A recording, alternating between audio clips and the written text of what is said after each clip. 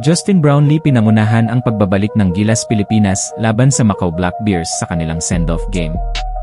Isang makapigil hiningang comeback ang ipinasilip ng Gilas Pilipinas sa kanilang send-off game matapos burahin ang 21 points na kalamangan ng Macau Black Bears at tuluyang manalo, 103-98, Lunes ng gabi sa Smart Araneta Coliseum. Bumida muli si Justin Brownlee sa kanyang unang laro pabalik sa Pilipinas mula pa noong Marso.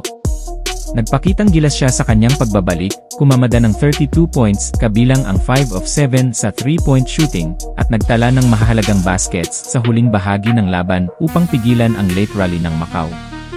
Maagang naungusan ng Black Bears ang Gilas, ngunit hindi sila natinan.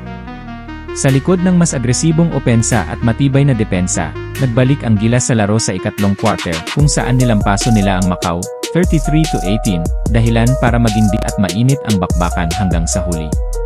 Kahit wala sina June Mar Fajardo, Calvin Oftana, at kay Soto, ipinakita ng Gilas ang kanilang tibay, puso, at lalim ng talento sa ilalim ng pamumuno ni Brownlee.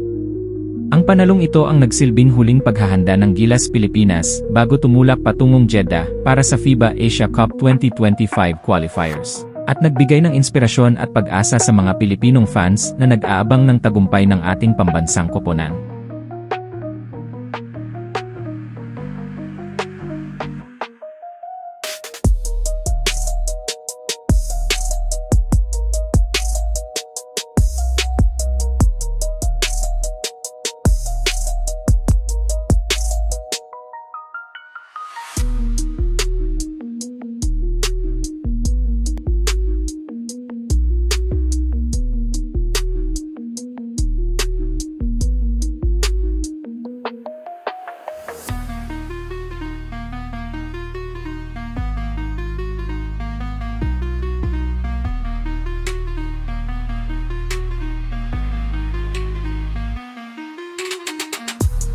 The trust in Perez and Newsome as they stay in the game.